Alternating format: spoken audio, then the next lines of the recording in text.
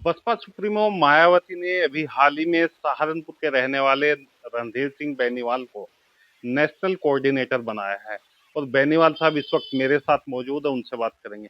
बेनीवाल जी, बहुत बहुत स्वागत है आपका। थैंक यू जी। बेनीवाल जी, ये बताइए, आपको बहन जी ने नेशनल कोऑर्डिनेटर बनाया है, इसके पीछे क्या राज है?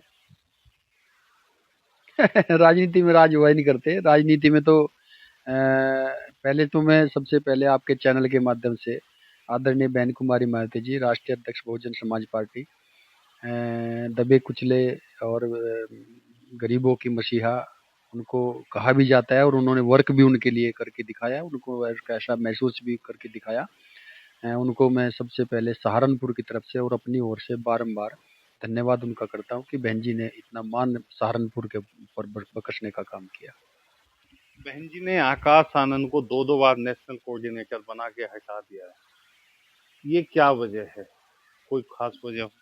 देखिए, निश्चित तौर पर आदरणीय बहन कुमारी मायावती जी, ये जो लोग विरोधियों के जो चश्मे लगे हुए हैं, वो लोग सोचते हैं कि अपने परिवार को हटाने लगाने का काम बहन जी ने किया। ऐसा नहीं है। आदरणीय बहन कुमारी मायावती जी की नज़रों से अगर हम देखेंगे, वो मिशन की नज़रों से इस पार्टी को देखने का काम करती हैं। उनके लिए किसी भी तरह का कोई भी पदाधिकारी, चाहे वो बेनीवाल हो या किसी भी किस्म का कितना भी बड़ा पदाधिकारी हो, या परिवार का कोई भी व्यक्ति, कोई भी सदस्य परिवार का उनका कितना भी नज़दीकी हो, जब बात मिशन की आती है, मूवमेंट की आती है, मूवमेंट के ही फैसले लेने के लिए कोई भी परिवार का व्यक्ति, आज तक बहन जी ने किसी भी फैसले के लिए किसी भी परिवार के व्यक्ति को मोह नहीं किया। मिशन मूवमेंट को सबसे प्रायोरिटी पे समझने का काम किया है। इसमें कह सकते हैं कि कहीं ना कहीं बीएसपी का जो जनाधार है पिछले काफी समय से घटता हुआ नजर आ रहा है। अब जनाधार को आप कैसे बढ़ाएंगे? जैसे पहले बढ़ाया था हमने, बहुत पहले, जब साहब कांशीराम जी के टाइम में हम लोग लगे थे, उसी तरह से लोग बूथ लेवल से अब दोबारा से आदरणीय बहन कुमारी मावती जी ने जिस तरह के निर्देश दिए हैं, जोन लेवल पे, बूथ लेवल पे हम बूथ और सेक्टर को मजबूत करने का काम करेंगे। और बहन जी की जो प्लानिंग है वो 2007 की तरह निश्चित तौर पे सभी जातियों का गठबंधन करके, ऐसा नहीं कि हम कांग्रेस से या किसी और पार्टी से गठबंधन करके ही सरकार में ला सकते हैं। 2007 की जो सरकार बनाई थी, वो बिना गठबंधन के सरकार बनी थी, लेकिन हमारे पास एक बहुत बड़ा गठबंधन उस सरकार में शामिल था, जो भाईचारा का गठबंधन था, जातियों का गठबंधन, धर्मों का गठबंधन था। उन सभी धर्मों के, सभी जातियों के गठबंधन से उस सरकार को अमली जामा पहना करके पूर्ण बहुमत की सरकार बनाने का काम किया था। अब से पहले आप बीएसपी के किन किन पदों पे रहे हैं? कौन कौन से राज्यों में आप प्रभारी के रूप में काम किया है? देखिए, सबसे पहले हमने शुरुआत 1990 के लगभग यहाँ पे, उससे पहले हमारे फादर लगे रहे, और 90 में हम लोग सहारनपुर शहर भोजपुरा से बूथ और सेक्टर के लेवल पे हमने काम करने का शुरुआत उठाई थी। और 2006 में हम लोग सभासद यहाँ से बने, सहारनपुर नगर पालिका से सभासद बने। उसके बाद 2008 में जिला योजना समिति का चुनाव जीता। उसके बाद हम लोग 2014 में आदरणीय बहन कुमारी मायावती जी ने हमें सीधा जिला प्रभारी, उस टाइम एक ही हुआ करता था पार्टी में, उस टाइम जिला प्रभारी बनाने का काम बहन जी ने किया। और 2016 से 2018 के दरमियान हम लोग सहारनपुर मंडल और मेरठ मंडल को भाईचारा कमेटी में हमने देखने का काम किया। 2017 में हमारी पुत्र वधू शिखा बेनीवाल यहाँ से पार्षद रहने का उन्होंने काम किया। और 2018 में 14 जून 2018 को आदरणीय बहन कुमारी मायावती जी ने हमें पंजाब का प्रभार देने का काम किया, पंजाब में जिम्मेदारी देने का काम किया। और आदरणीय बहन जी ने इस तरह से इस टाइम पे हमारे पास 4 प्रदेश, हरियाणा, पंजाब, चंडीगढ़ और हिमाचल प्रदेश हम लोग देखने का काम कर रहे हैं। अब बहन जी ने आपको नेशनल कोऑर्डिनेटर बनाया है, किस तरीके से अब आप देख रहे हैं जो प्रभारी आप 4 साल रहे हैं उसके साथ साथ आपको नेशनल कोऑर्डिनेटर बना दिया? देखिए, बहुत अच्छा लग रहा है, और बड़ी ये बहन जी का पद है और बहन जी मिशन का पद है।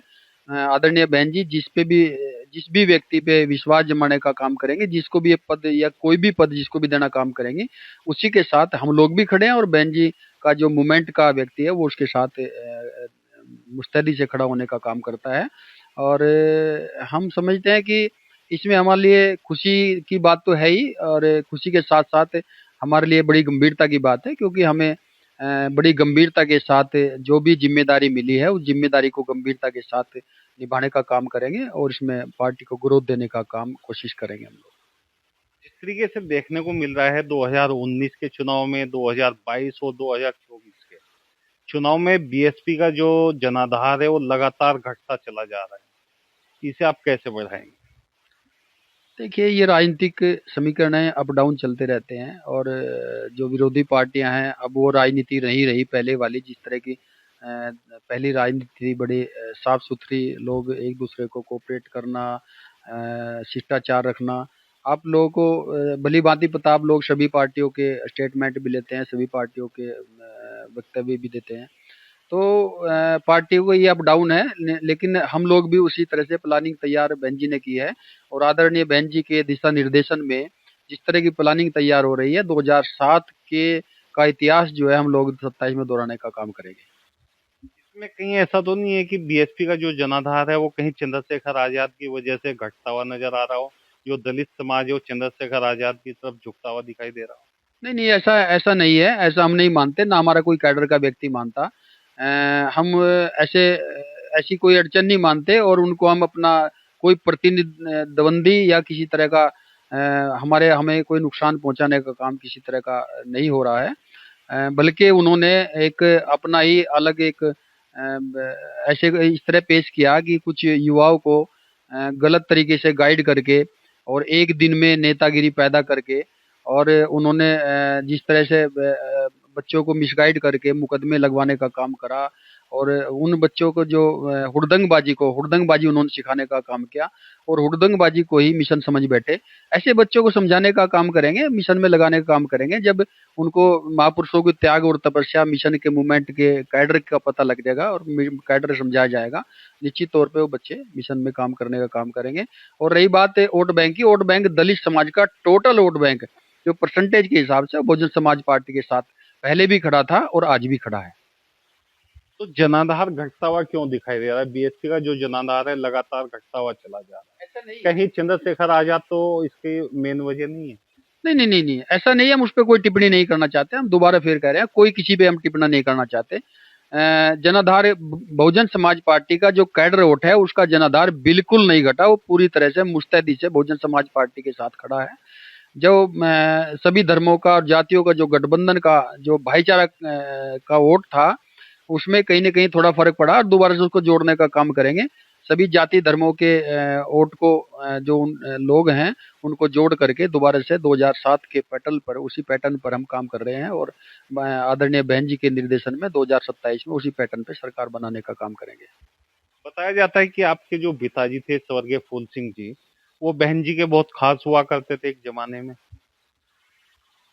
नहीं, साहब श्री कांशीराम जी, जो मान्यवर साहब श्री कांशीराम जी हैं, उन्होंने मूवमेंट जब चलाया तो बहुत सारे लोगों को साहब ने जोड़ने का काम किया और बामसेब के लोग और जिस तरह से गांव में जो प्रधान हुआ करते थे उनको जोड़ने का काम किया।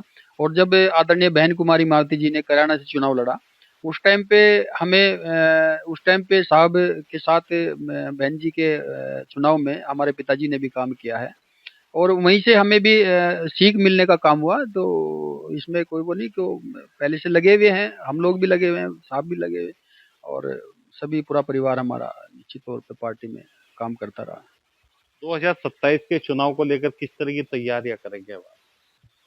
देखिए, तैयारी तो जो बहन जी के निर्देशन है उसी उसी पे हम लोग काम करेंगे और उसी पैटर्न पे पूरा कैडर चलने का काम करता है। सभी पदाधिकारी उस पे इन भिन्न करके फॉलो करने का काम करेंगे और हमें लग रहा है कि सभी को लग रहा है कि जिस तरह के बदलाव बहन जी मिशन मूवमेंट के लिए करने का काम कर रही हैं, यह 2027 में हम सरकार बनाने का काम करेंगे। ये नेशनल कोऑर्डिनेटर रणधीर सिंह बेनीवाल थे जो भारत समाचार पर बोल रहे थे। उन्होंने खास बातचीत